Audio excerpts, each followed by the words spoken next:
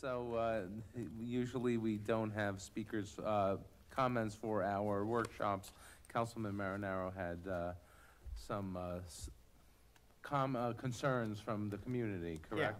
Yeah, I just invited two guests to briefly address and make some comments about this. I appreciate the time. I want to thank the board for allowing this. There is Ms. Laval and Ms. Gimenez. Good evening. Hi, how are you? Good, thank you. Just state your name, please. My name is Saffhire Gimenez. I'm going to be a little bit shorter than Ann, and I'm going to get straight to the point. I commend you all for trying to uphold the task at hand, which is to make the town better for the people. But with that, none of us are under the age of 15, let's say. As adults, we at some point get to the point where we make decisions for our young children that they themselves cannot make. Sometimes it's very hard, and sometimes it's almost a black and white decision. Because we have experience and we have the end in mind. I think what Ann was, and I'm sorry, we don't even know each other very well, but we have had the experience of what Agenda 21 affects, the effects of it. We've seen it in California, we've seen it in different places.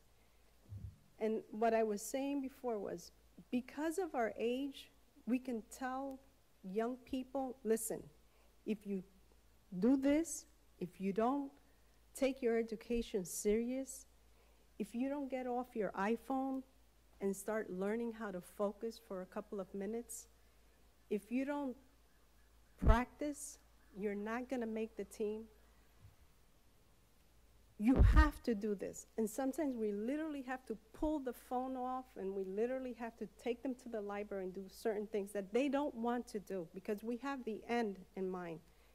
And I guess what we're trying to at least open up your eyes is to see that Germany and all those people that eventually got to the place where this guy was taking over the land, and they were like, oh my God. It's because the people themselves didn't realize what was happening. And we are trying to wake you up what Agenda 21 is. It's a serious issue, really serious issue. And if at all, go home and look into this. Though, if you look at that, that proposal, it looks wonderful. The first thing is like, oh my gosh, I don't have to pick up the car to go drive. I could send the kids to go get this. The kids can have, a whole bunch of friends. It looks terrific. Nobody in their right mind or quickly that doesn't look at the big picture would say that that is not a great idea, because it's very well presented. It has things that at first sight look commonsensical, but as adults, as the leaders of the group, you have to look at the big picture. What does Agenda 21, how will that affect? And what is happening is they're doing it one little town here, another little town here. Eventually, we will all be the same. You go through North Carolina now, and you see this throughout. And it's so easy for the government to come, and now because it has been systematized, for them to take over. And you have to ask your question. The fundamental question we want you to think is, if we engage in this, are we engaging in something that eventually is going to tie us up? You can take that first step. You can take those first grants. And while we're here and still have our livelihood, it might not affect us, but it will affect our kids because it's already been systematized. And that is the problem. That is the problem. Once they have all these communities that people don't really talk to one another because they're enclosed and it's so easy to manipulate them. Once that has been established through our nations, guys, we've lost it. And we need to wake up. That cannot happen in our nation, in our time. We have the tools, we have the information, we have the experience of what has happened already. And all we are saying is before you go to the next step, and I understand it's a ludicrous, I mean, you know, really, like I said, you look at it and it looks great. But Agenda 21 is a big, big deal. It's guys that are smart, that have money. It's a system. It's not a one individual thing. It's a system. George Soros is in this big, very big, very big. And you have to wake up and see what's happening. It's not just this town. It's this town with the next town, with the next town, and eventually it's just easier, okay, for the UN to take over our nation. The UN is not going to take over our nation, ma'am. Okay, It's never going to happen. okay. I hope it doesn't. It's not. Okay, I hope it It's a doesn't. toothless organization. Oh. And a lot of this is conspiratorial. It is. It's a toothless organization. The only committee That that scares has me. any sort It's of power is non-treaty. Security It's- Council. This Okay. is just a guide, All right, it is, just a guide. it's We're a, not- it's a strong guide.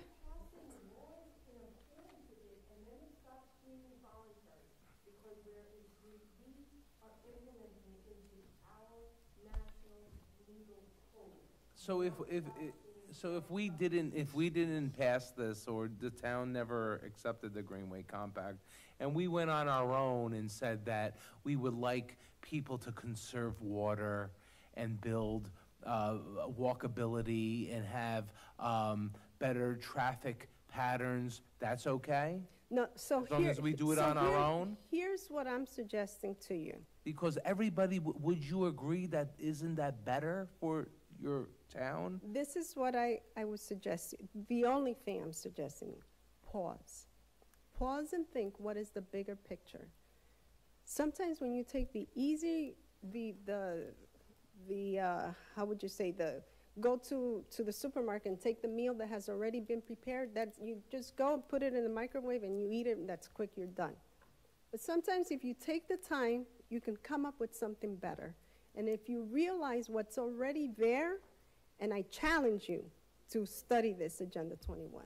But can I I ask challenge you, you. but can I ask you a And question? so what I'm saying is, Regardless of if we didn't, forget the toothless politics of it. right, Do you live in Hopewell? I don't. Okay, so But, you've been to Hopewell, I the have, downtown? I commute Would through you there. agree that if we put sidewalks in, it's better for people to get around that little hamlet?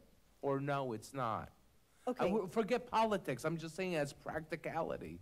okay, as practicality, perhaps it is, okay? So. But then it needs to be your decision, and that's what I'm just asking you, That's to what all pause. this is, though. And, Right. no, no, no, no, no, Research So, for our staff to use. okay, so here's the deal. It has been presented to you in such a way that it is palatable to you, okay? Inventions weren't created when you just took the first bite of whatever was there. You have to look at the different things that go on. How is it going to affect your farmers? How is it going to affect the businesses, particularly? Because money, unfortunately, talks and makes a lot of other decisions.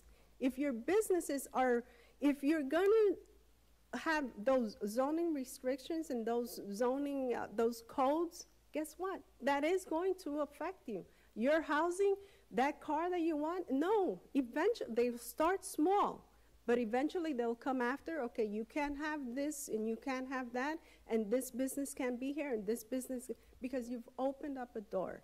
So what you did, you're at the point where you can start thinking for yourselves, and what we're asking you is to look how it has affected other communities.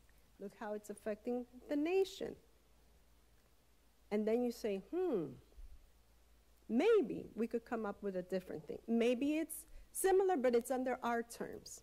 It's no longer with that grant.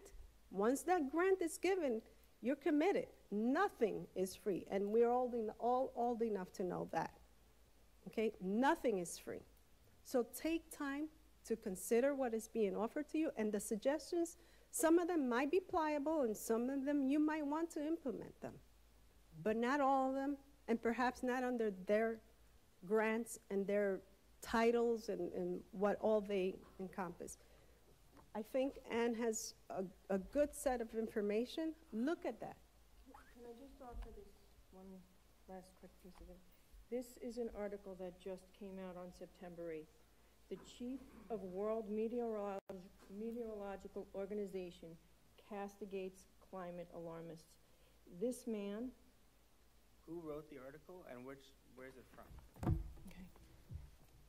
the head of the World Meteorological Organization, But what okay, organization? issued an unprecedented rebuke of climate alarmists in an interview, okay?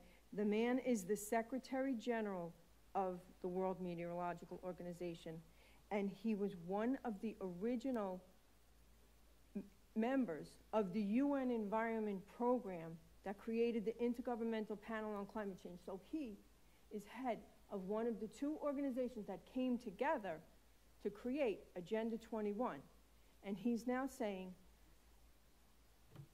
that climate scientists are under increasing assault from radical climate extremists.